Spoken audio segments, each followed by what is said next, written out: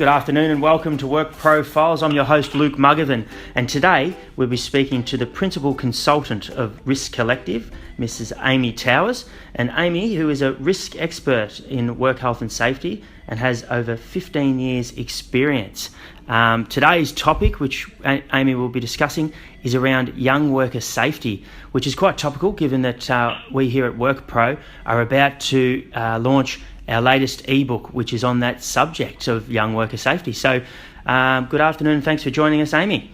Thank you, Luke. Pleasure to be here. Terrific. And I guess the first question I wanted to ask, Amy, it seems everywhere I look at the moment, is young worker safety. Everyone seems to be talking about it in the work health and safety space anyway. And I was wondering, is there a reason why it is such a topical topic?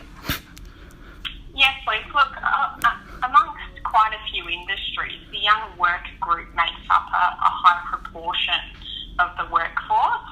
And probably around this time of year, when we're starting to get into the holiday period, workplaces are looking for younger workers to take up those casual periods in that busy time around Christmas and the holidays.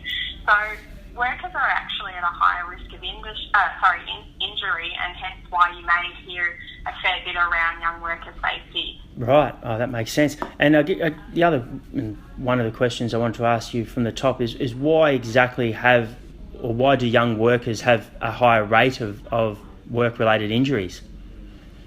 Well, there's not just one particular reason that they are at a higher risk. There's really a whole number of reasons that contribute to that stat.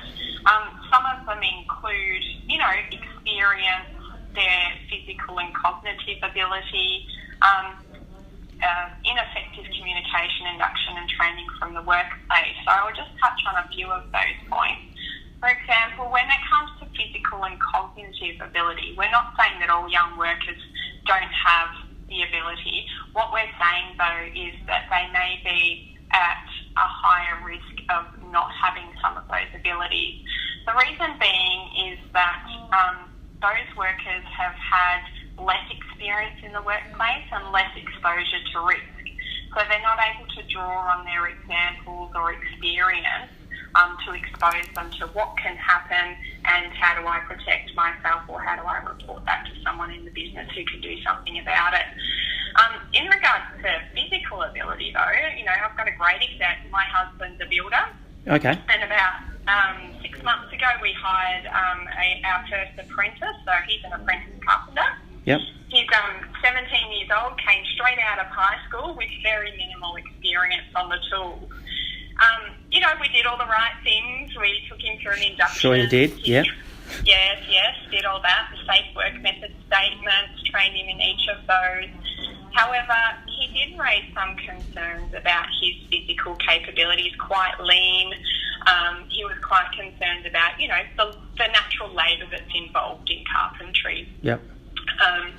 So he expressed those concerns, and we reinforced that if he didn't feel comfortable or he felt he didn't have the capacity to do a particular task, that he was more than welcome to speak up, and that worked well.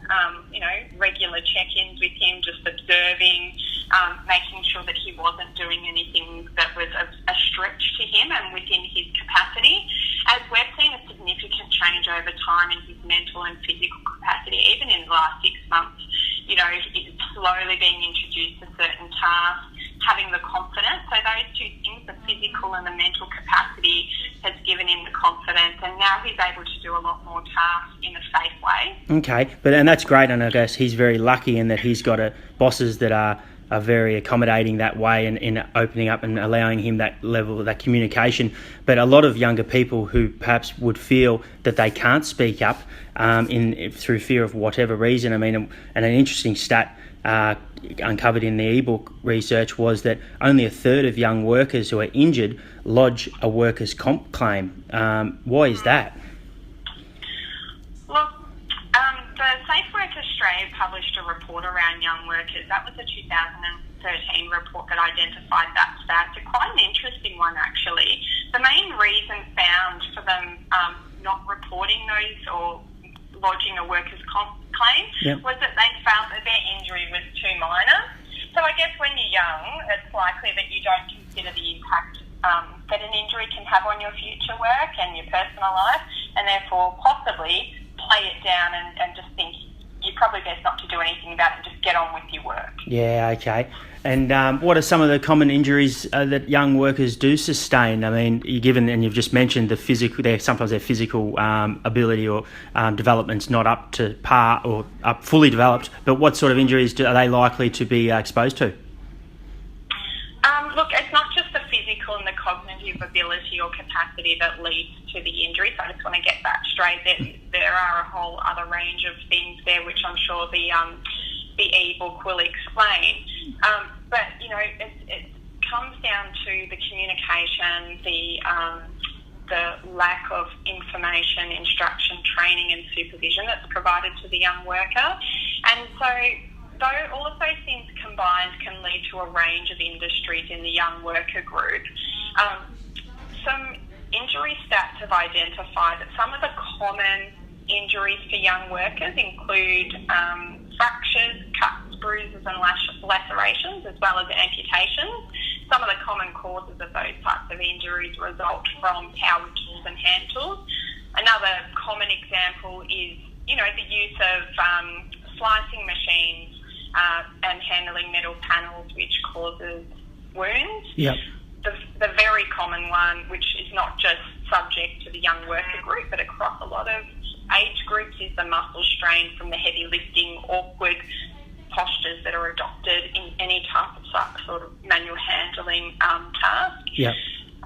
Other examples include fractures that could result from falls in wet or oily areas, working from heights, and then you've got the ones that we've seen on the TV ads, the burns from the hot liquids, objects or chemicals as well. Yeah, terrific. And how important, you mentioned the importance of induction, and of course we here at WorkPro know how important that is, but the communication, the training that goes with it, and that HR managers and supervisors should be wary of when dealing with young workers, how important is, or a role does that play?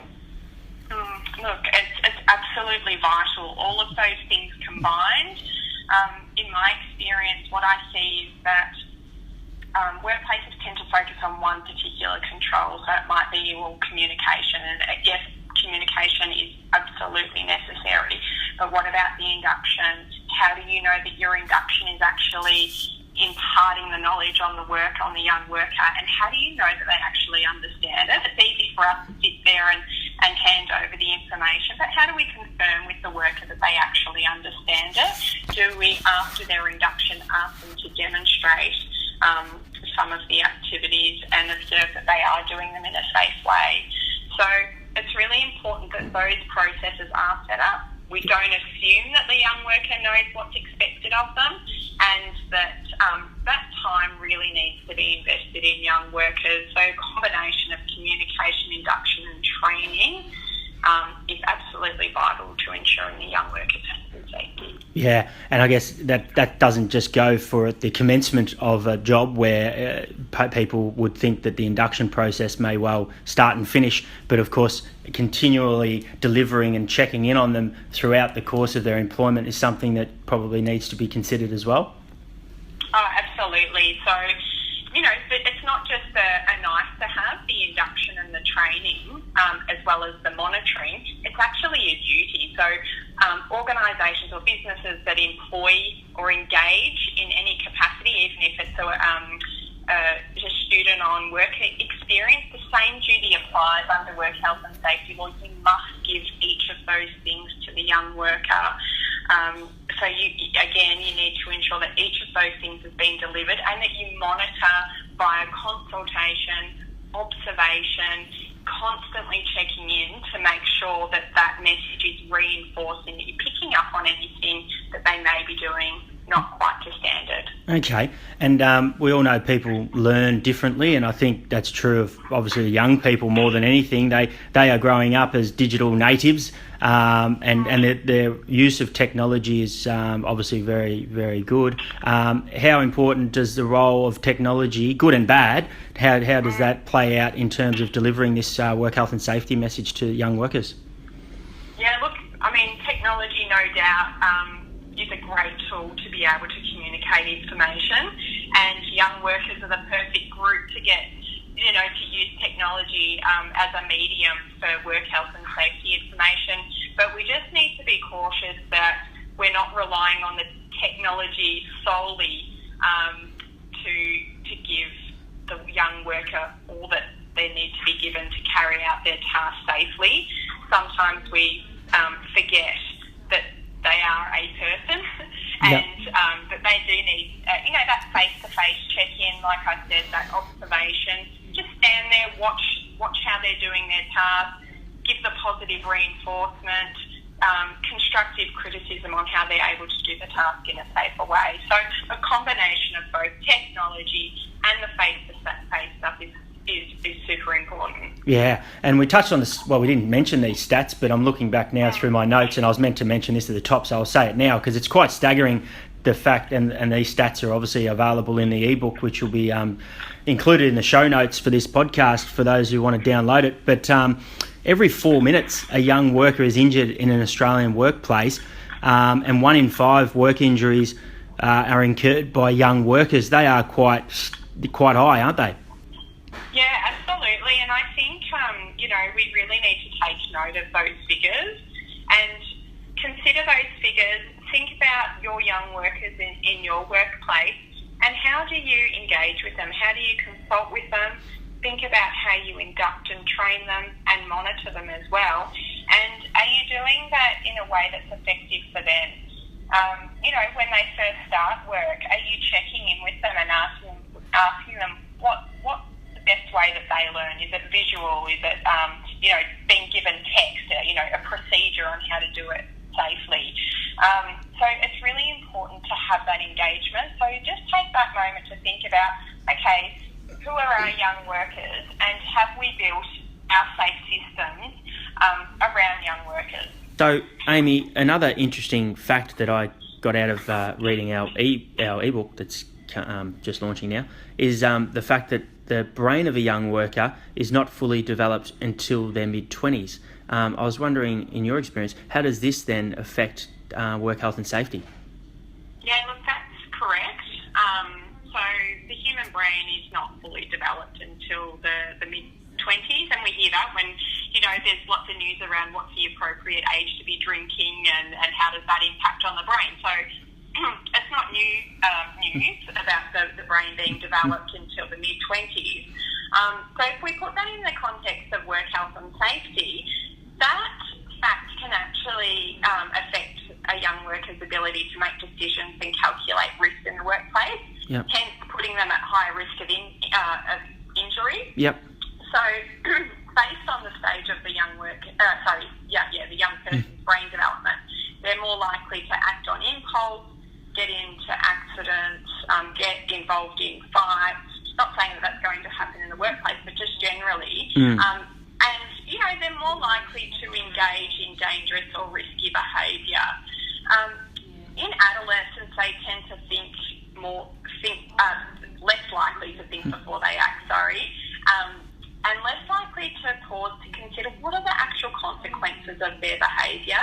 You may have seen a few years ago, WorkSafe Victoria actually put out a young worker ad campaign, and there was a girl in a bakery who was having to use the bread slicer, and the customer had asked her to slice the bread, and she was quite nervous and felt put on the spot to just do it and wasn't sure how to use the machine.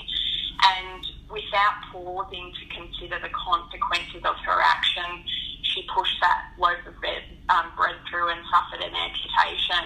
So that's just an example of that.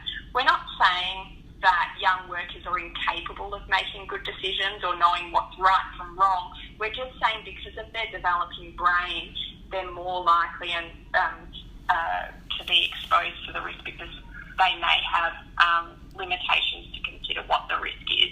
Yeah, and like I mentioned earlier, they probably are scared of the consequences of not being able to fulfil the role, in that they think, well, this is my job, the boss is going to get angry if I can't perform the role, I might lose my job. They probably don't have that years of experience that an older person has to know that, and calculate that risk, as you say, to say, well, there's no point, doing this if I'm going to risk my job, risk my an injury, even though it might look bad. You know, I think as you get older, your maturity sort of rises to the fact where you can more confidently, you know, stand up for yourself in those examples too. So that's right. So, like, you know, who doesn't remember their first job? I remember my first job very clearly, like it was yesterday. I was actually a deli assistant in a small regional supermarket. Yeah.